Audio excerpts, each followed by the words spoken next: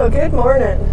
Oh my gosh, it's early. Well, I mean, it's early, but it's not super early because I've already been up and running for, I don't know, half an hour, 45 minutes. I had to run clear down to the south side of Duncan to get diesel exhaust fluid in bulk.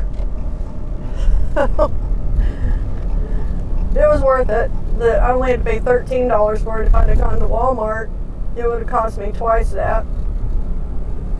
So, and I would have had to lug those big jugs around. So, anyway, didn't have to do that. Just went and got it at the pump, which is always a good thing. I need to stop down here and top off my fuel.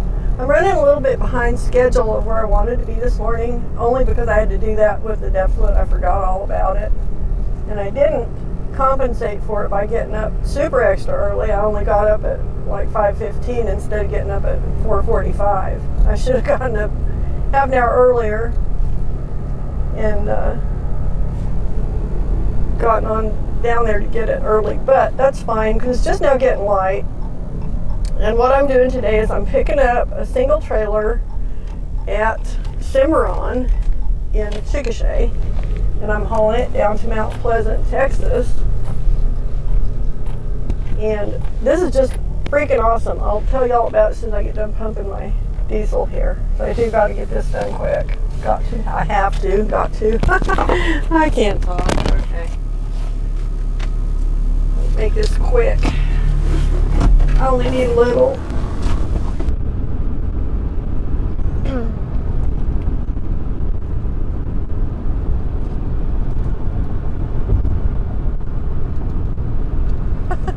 Motorcycle went zipping across there. Well, good morning. Hello from the south side of Chickasha, Oklahoma. I'm on Highway 81 heading north. The sun's just coming up. It's a big orange ball in the sky over there. I'll try and give you a quick view of it. There you go. I don't know if that got it or not. I can't see the viewfinder when I turn it that far. But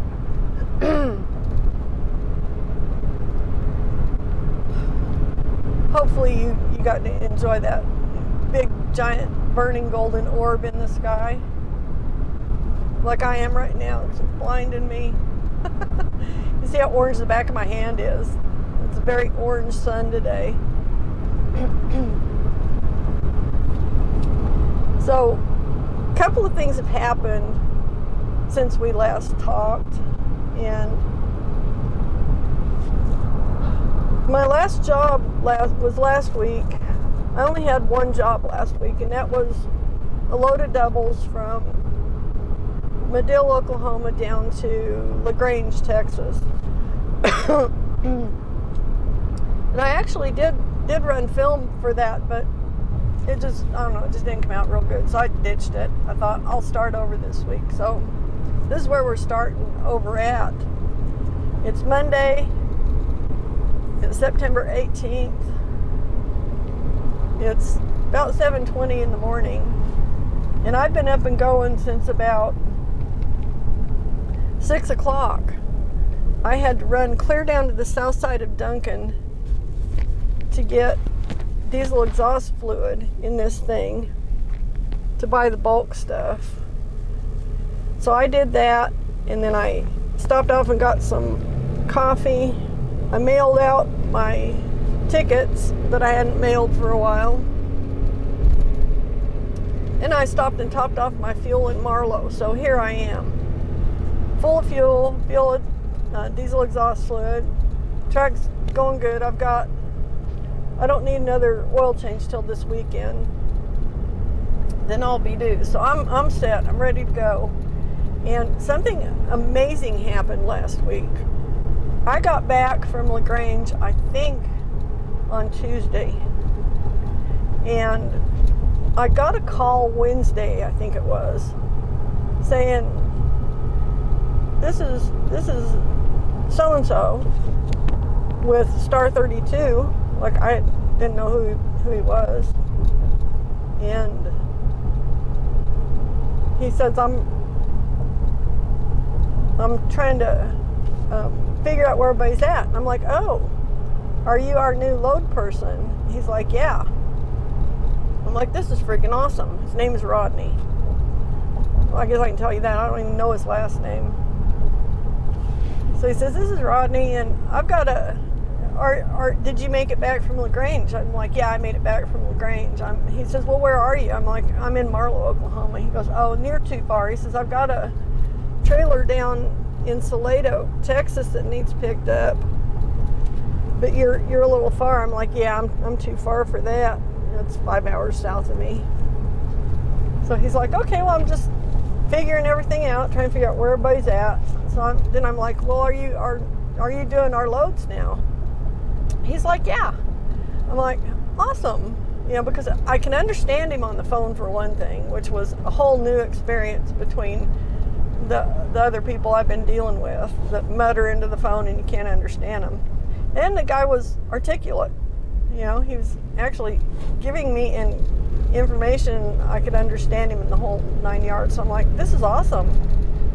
And he's like, yeah, he says, I've been in the industry for a long time and I know everybody, and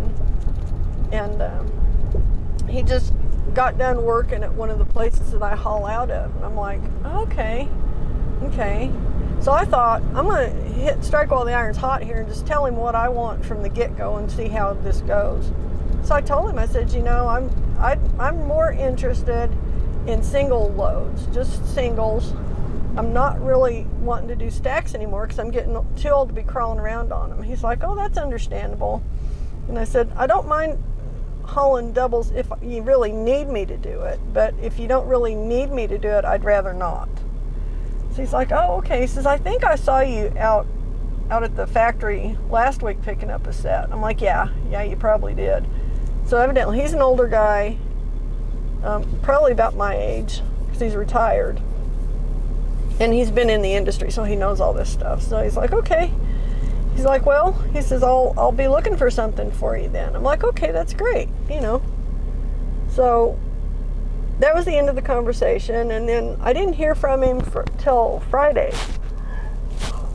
But Friday, I got the most amazing text ever for a load that I've ever gotten. He sent me a text and it said,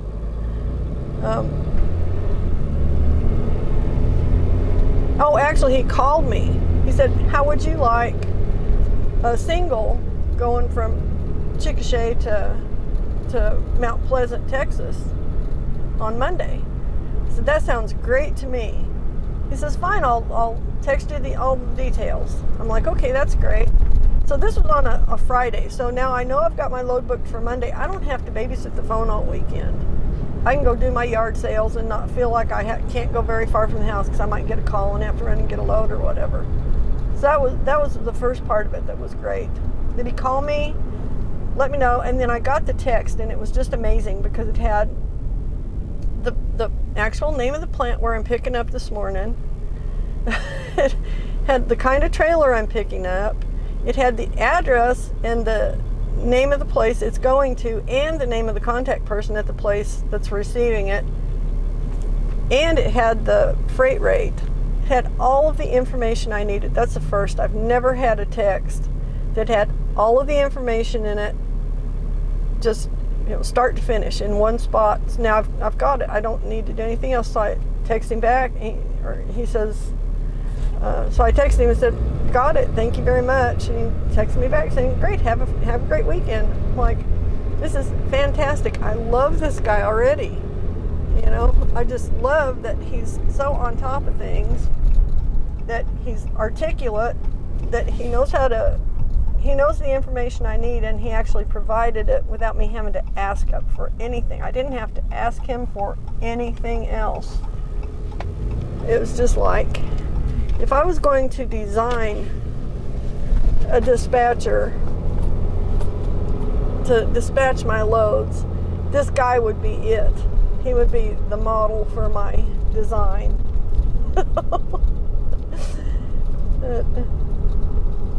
And I'm just extremely happy to have him on board. I don't know what his capacity is. I don't know if he bought into the company. I don't know if he's an employee. I don't know. I don't care.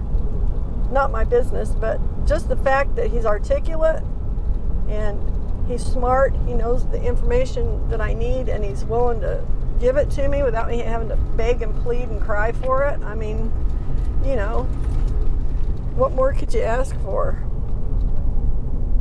So I'm just thrilled.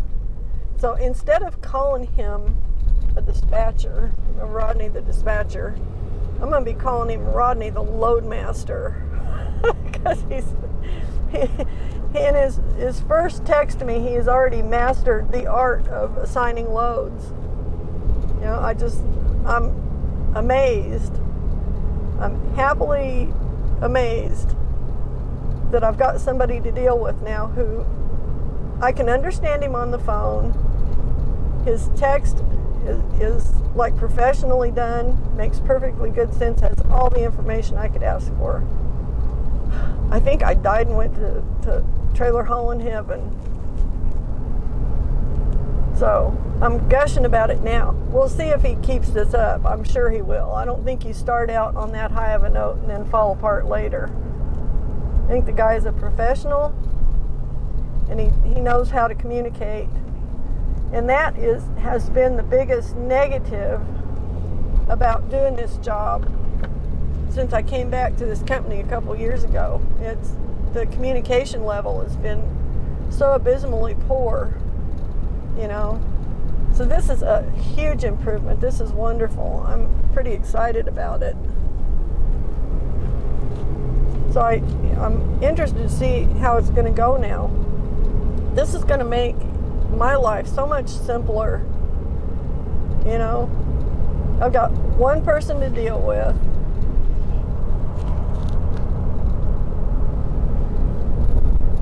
And he's got it going on. He's not a dumbass. So not saying that anybody else I've been dealing with is a dumbass. By no means. Neither of them are. But they're not very good communicators. Either verbally or by text, unfortunately. So yeah, I'm just like in hog heaven over this. This is great. So all I gotta do now is just get up here and pick this 28-foot trailer up. I know everything about the load. It's a 28-foot gooseneck trailer. I pick it up here and I take it to Mount Pleasant. I know the person at Mount Pleasant it's going to, which happens to be the big guy down there, the head of that outfit.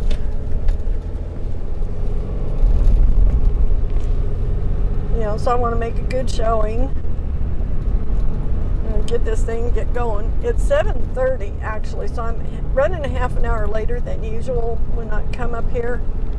But the last couple of times I've been up here, they were not ready for me at 7 o'clock. The people they needed to have in place to release the parts and the trailers were not working until 7:30, 7:15, 7:30. So since I had to go top off my diesel exhaust fluid and I had to go clear to the south side of Duncan to the other truck stop to do that, I decided that I would just get up here a half an hour later, give them time to get their act together before I even show up. Because last time I was up here, I sat in the office sat in the office in my truck till 7:30 anyway, and that was just picking up a couple of little parts. They just didn't have the people there to do all the paperwork that was necessary to get it released. So I'm going to start showing up here about 7:15, 7:30 from now on. There's no reason for me to bust my butt to get up here at 7 when the people I need to deal with don't come in until later, you know. It's just nothing against this at all. It's just, you know, just makes more sense for me not to put stress on them or be sitting around showing up too early. So this way it's a little more respectful, you know. Give them a chance to get into work and, you know, at least get a cup of coffee and sit down before I show up going, where's my trailer? Where's my trailer? You know. So it's all good. So I'm pretty happy with this. And this time of year, I mean, the sun just came up over the horizon like 10 minutes ago. So it's getting into fall now. and we don't have, it's not as light at 6 and 7 o'clock as it was in the summer, obviously. I mean, the height of summer, the sun was coming up just around 6, or right before 6, I think. Not now. Those days are gone. So this is kind of good. I can kind of adjust a little bit and not necessarily come running up here in the dark. Man, I got something rattling on this dashboard and it just drives me nuts. I don't know what it is. I cannot isolate it. And it's intermittent. It doesn't always do it. There's something in there. I don't know. All right, now I got scolded for my parking last time I was here, so I'm gonna pull up on the side.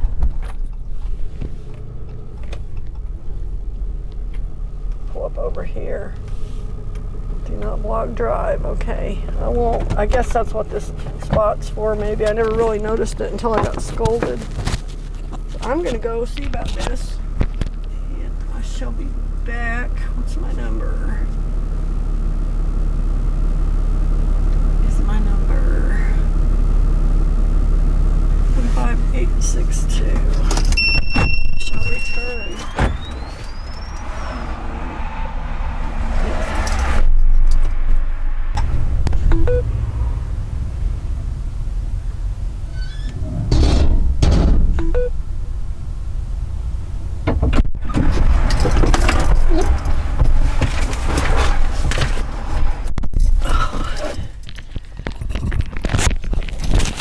This is pretty sweet.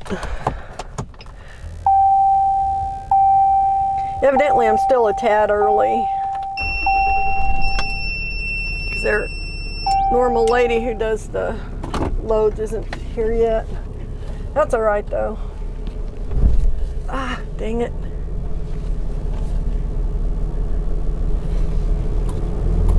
There's a rock in there I skimmed. Big rock.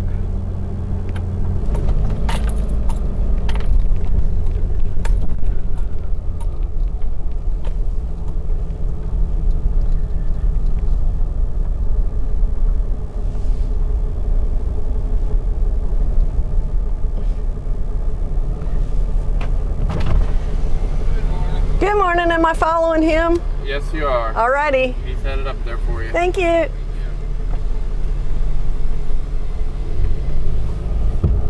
Okay. Gotta love it.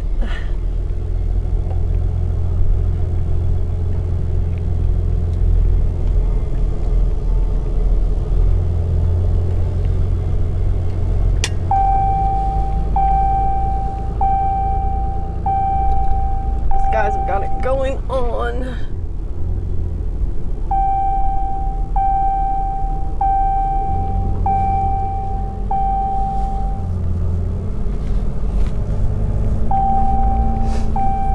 Man, he took off and went. I'm sure he's probably got it located already.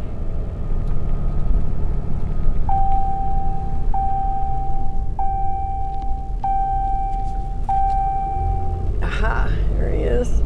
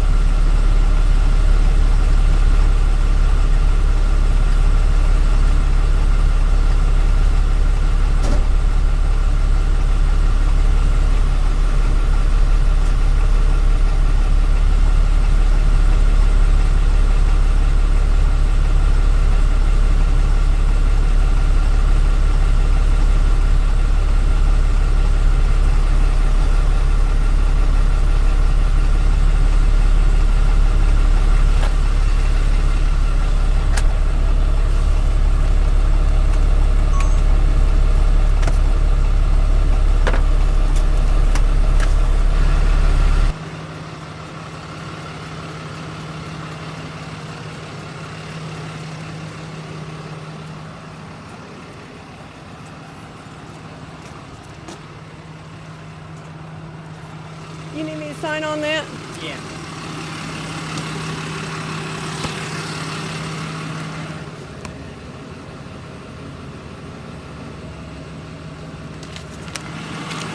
Thank you so much. Thank you.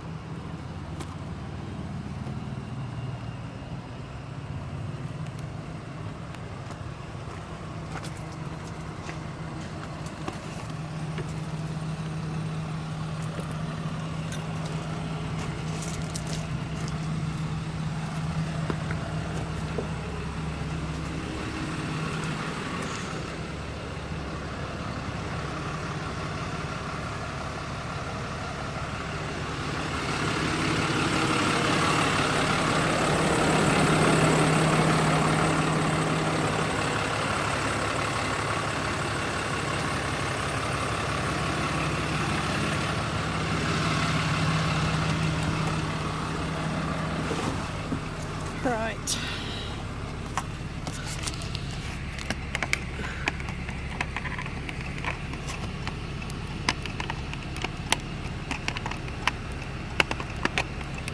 Get everything plugged back in here.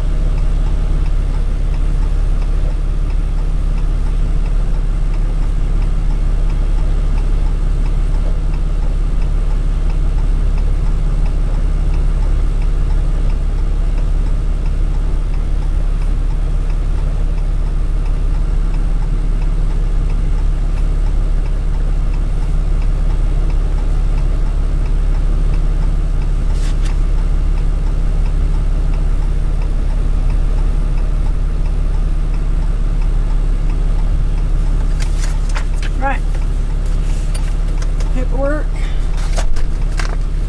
Last thing to do is logbook. Logs up to date.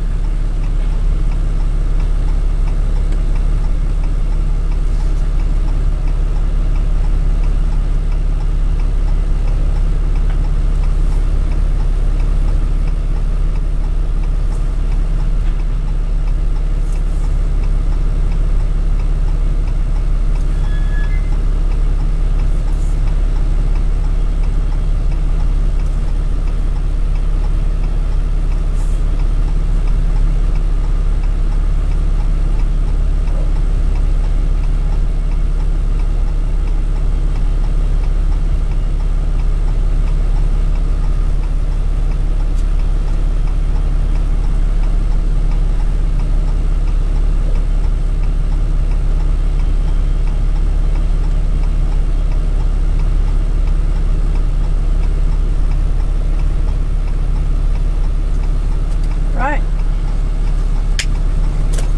Everything's caught up. 100% legal. Just got to check my brakes. It's the last thing to do on the way out.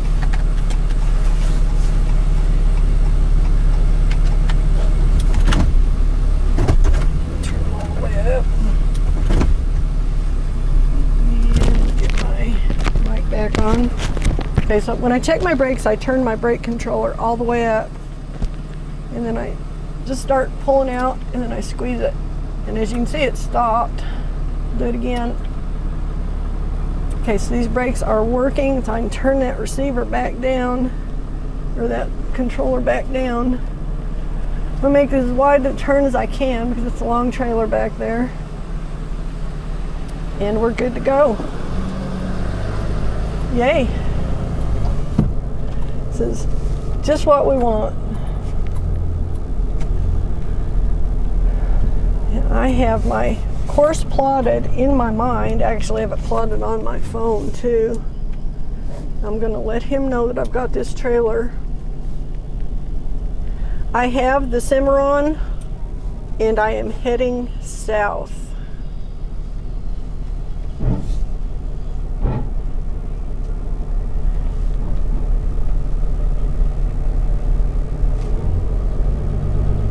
That way he'll know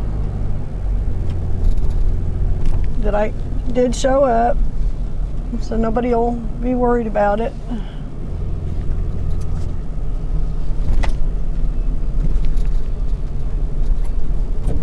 This worked out just fine. It's not even 8 o'clock yet, so it didn't take me super long. New text message from Rodney Starload Master.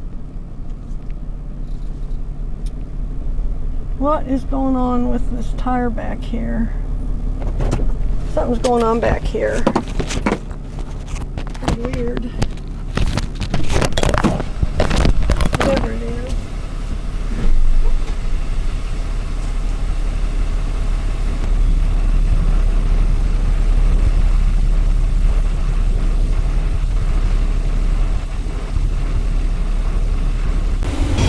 Okay, so this tire has got a big cut in it. I'm glad I didn't leave the factory.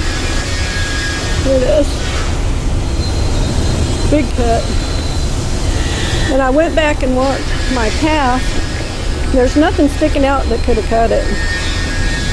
Not a thing. So they're gonna have to put me on a new tire before I leave. But it's crazy.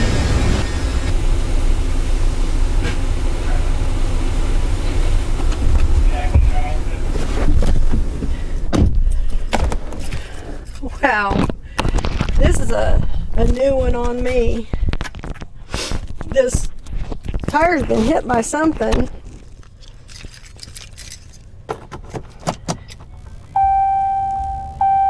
It's got, well, I showed you, it's got a big cut in it.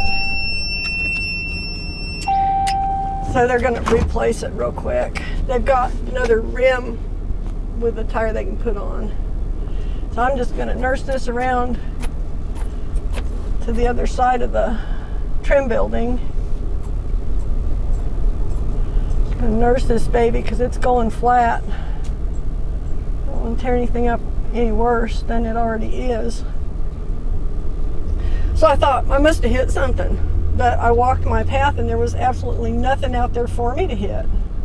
So that's not it. This was something that happened either, who knows, but it must have been like that and I missed it on the walk around, which I'm gonna have to start doing a better walk around evidently. But I'll have to look at my walk around video. I don't know if I videoed those tires or not. I hope I did. That might answer the question. Like, it might have got cut sitting there if something came in too close to it or something. Who knows? But these guys are awesome. They're not making a fuss. They're just going to replace it. But you can tell that it looks actually like something probably hit it, because it looks like it busted off the valve cap a little bit. It kind of crushed it and messed it up. So whatever went along there was moving, I would say. I mean, since there was nothing for it to hit on the path I had it before, I mean, there was just nothing out there. I thought, you know, I didn't see anything. I was going to walk back and make damn sure. If I did it, I would tell them what I hit. There was nothing to hit, so just a weird deal. Very weird deal. Okay, east side of the trim shop. Which one's the trim shop? That one. So I need to go around to the east side. Okay. I'm gonna go clear around it.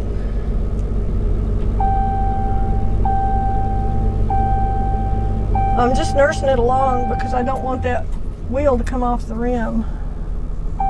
It's pretty flat.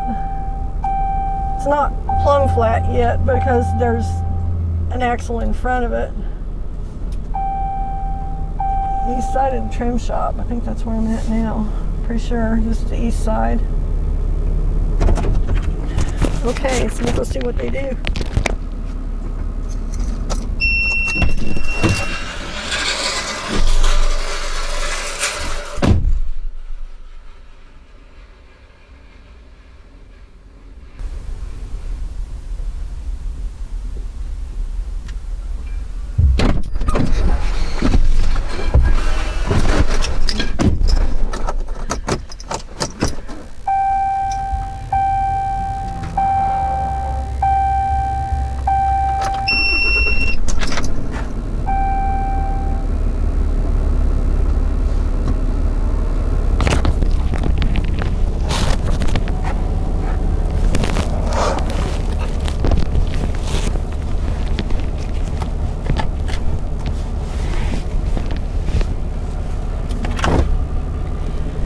Okay, so it's all good. I gotta update.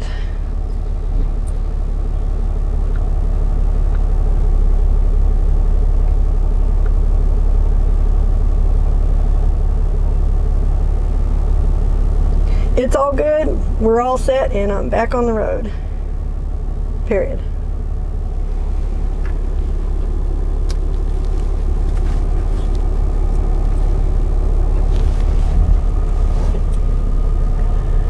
All right.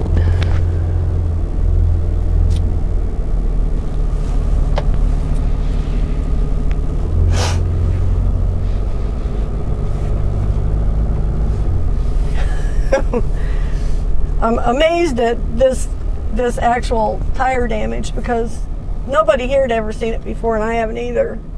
This is a new one. This tire must have been damaged before it went on the trailer, because there was no damage to the trailer or the tire just next to it, and something dragged across the top of this and cut it, so it had to have happened somewhere in production, which makes me feel better, you know, because I didn't break it.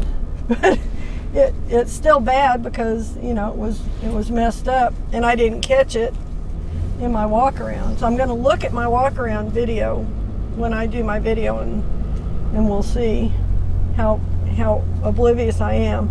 I'm taking the same route out that I took out the first time. As you can see, there's nothing obstructing anything here. It's just wide open. There's nothing metal sticking out that would jab or cut anything on this little trail here. So it's a mystery what happened, but we narrowed it down to it happened somewhere before the tire went on the trailer. It had to have, just with the configuration and the location of the damage. It's the bizarrest thing I've seen yet as far as, you know, tire damage. So, but it's all good. We got a brand new tire and rim.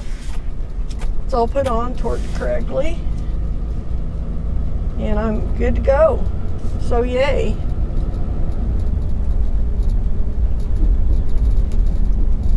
Thank you, God.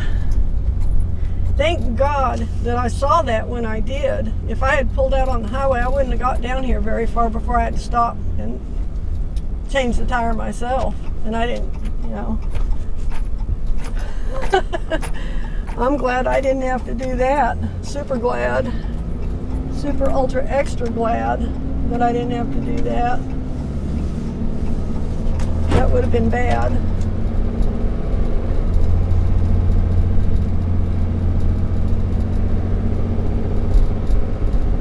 These guys are awesome. I mean, they got right on it.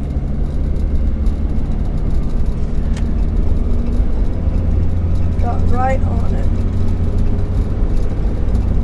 So what told me there was something going on back there, it was weird because I was looking back. I always look back coming out of the driveways to make sure the tires look good and that kind of thing. I kind of always watch, you know, side to side. But I was seeing a little puff of dust. Every time the tire would make a complete circle, it would puff dust. I'm like, that ain't right. When I got out, that's what I found was a big cut in the tire. It was like, and first it was the valve cap. I noticed the valve cap looked like it had been rubbed up against something and almost torn off.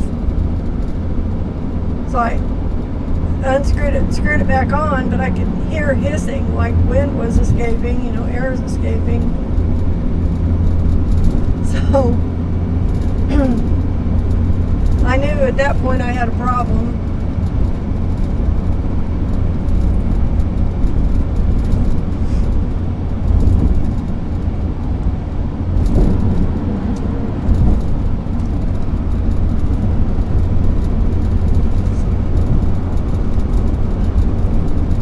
So what I did was I went and found the first guy I could find wearing a radio. Supervisors wear radios, I think, in these places. So I asked him if he could find me a supervisor because I had a tire issue and I couldn't leave until it was resolved. They were all over it. He's like, yeah, let me come take a look and then we'll get somebody over here and get you fixed up. I went, okay, cool. So I looked at it. They looked at it. We tried to figure out what the hell could have happened. But it's just one of those things. It was just a weird deal.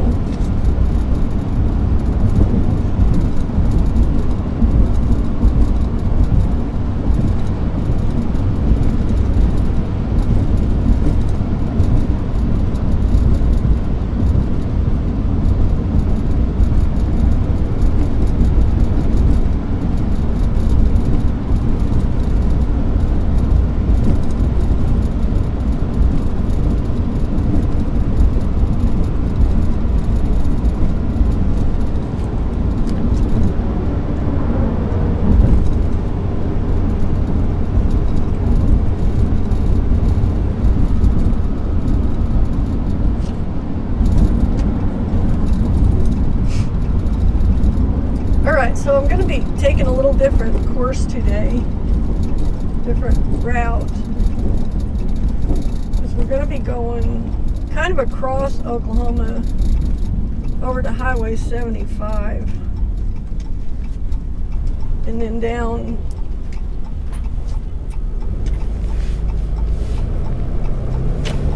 make sure I don't curb this thing, and then down through Bonham, Texas, onto Highway 82 and then on down to Paris and then down to Mount Pleasant. So that's kind of my route, which I plotted out last night.